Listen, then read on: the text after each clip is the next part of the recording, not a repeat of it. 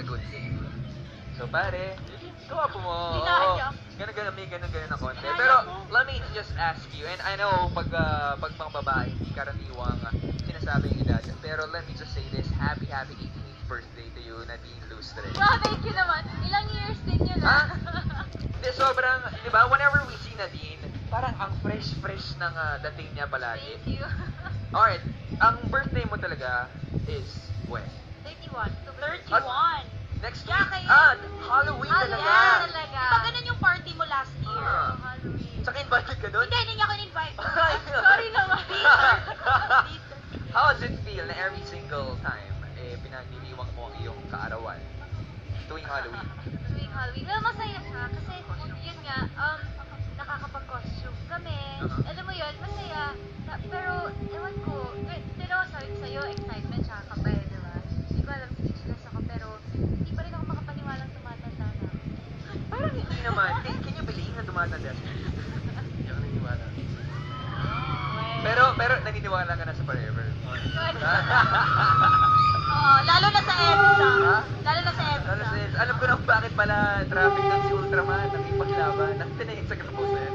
Pero tawang-tawa ako. Anyway, balik po tayo dito sa ASAP and our birthday girl na ni Lucer. Kamusta ang feeling na mag-celebrate dito? First time mo ba? First time. Wow! Super saya. Tapos kasama ko pa yung Element Uno.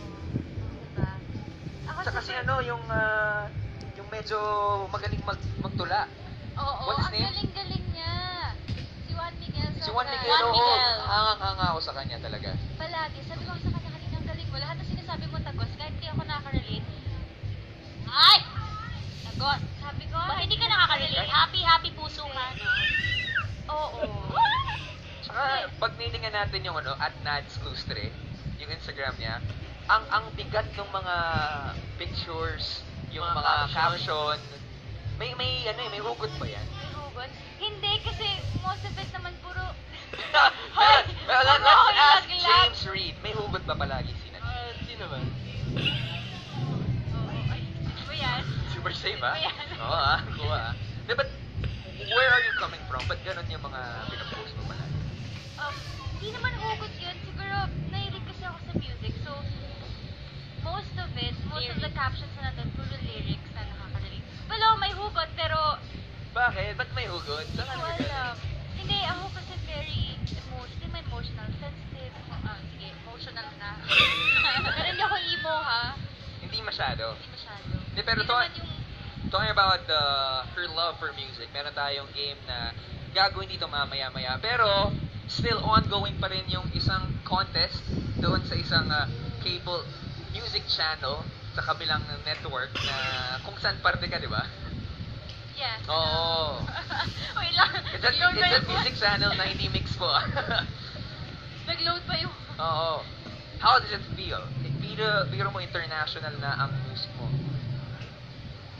Okay. Actually, tapos na yun. Tapos na. Oo, Okay. tapos na. Pero how does it feel na Well, at least it feels nandun ka? great. At least na-nominate kaming dalawa ni James. Grabe.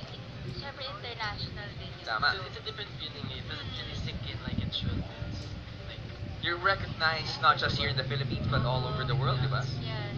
Kahit naman hindi nanalo, well, okay lang. At least nakasama ka doon. That's right. really something. Alam mo, sa mga panahon na ito, si Nash Aguas kasi talagang maingay. Pero it just seems na merong someone special right now na kasama natin kaya hindi makasalita si Nash. Uy, Nash, naman. Uy, wag. ha? Wag naman. Bakit? Ha? Nash? Hindi, Hindi, kasama namin si James Reid kasi. Kaya kami hindi makasalita. Ayusin mo, Robby. Okay, going back to the birthday celebration. Nadine, what's your wish for your 18th birthday this year? Push mo talaga yung 80s 18th birthday. birthday. Forever young si Nadine Lustre. Hindi, Sa aming ako mata. naman kasi, wala naman akong hinihingi. Well, syempre, Kasi nakuha mo na kay James.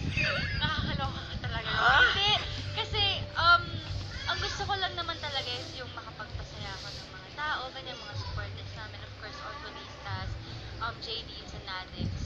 Lahat, yun lang ang gusto ko talaga, makapagpasaya ako, makapagpangiti ako, makapag-inspire ako ng mga tao, yun lang. At nagawa mo yan, sobra-sobra. I got relatives who live in the US at nung nag-London tayo, when we said na sino po dito ang nanonood ng On the Wings of Love? Grabe. Yung Wembley Arena. Nag-earthquake eh. Kalat na sa social media yung nanonood sila ng... Oo, na-report pa nga sa BBC. Yung On the Wings of Love. Saan? Sa BBC, habang nasa London tayo. Ganong katindi yung Otwol fever. Pati yung mga BBC, taga-BBC certified Otwolistas. Yan. Ikaw naman, ano ang mensahe mo or wish mo para kay Nadine? Nadine,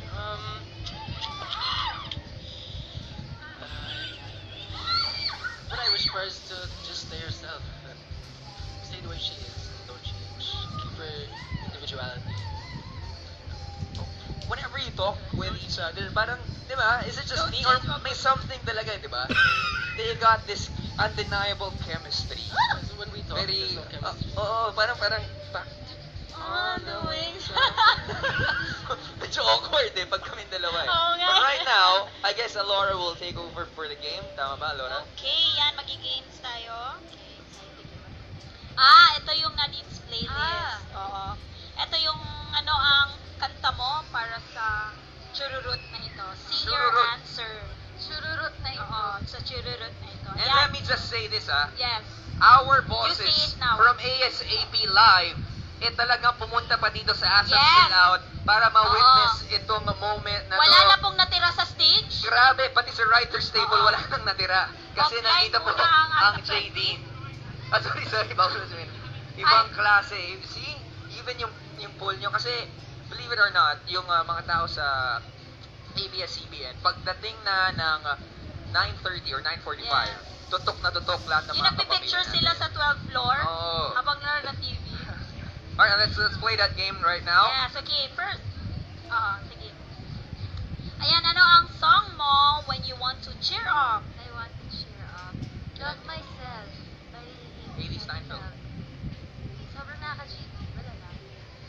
Paano Kakakatayin ko talaga? Oo, sample. Sample. I love myself. I don't need anybody else. Hey, I love myself. I don't need anybody else. Okay. I love Love myself. Anybody else? Yan po ang kanta ni Nadine, pampa-relax. Pampacheer up. Pag-relax. Pag-relax naman. Pagpa-relax. Yung instrumental. Walang lyrics. On the way. Hindi, ano ba? Wait lang, pagpa-relax.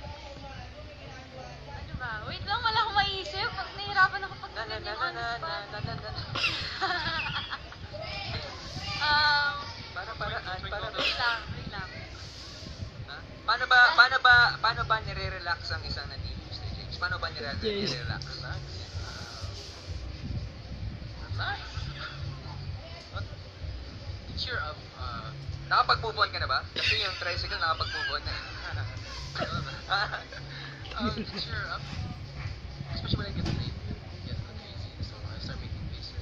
Stuff like that. Paano yan? Paano nga? Nash, tingin ka mabuti ah. Paano yung make faces Hindi, na yun? pag ganyan, kunyari malungkot ako sa gising or paggabi na inaantok na. Kasi baliktad kami, siya gising siya paggabi ako. Parang tulog na yung utak ko pag sa gabi na. So, madalas tulog na ako. Is it safe to say na ikaw morning person, si James na? Oo. So what do you do to make her feel relaxed or happy? Namumulit siya. Yeah, like I'll Oy! Ano ba? May ganon! May patikol. May patikol, tikol! Tikol.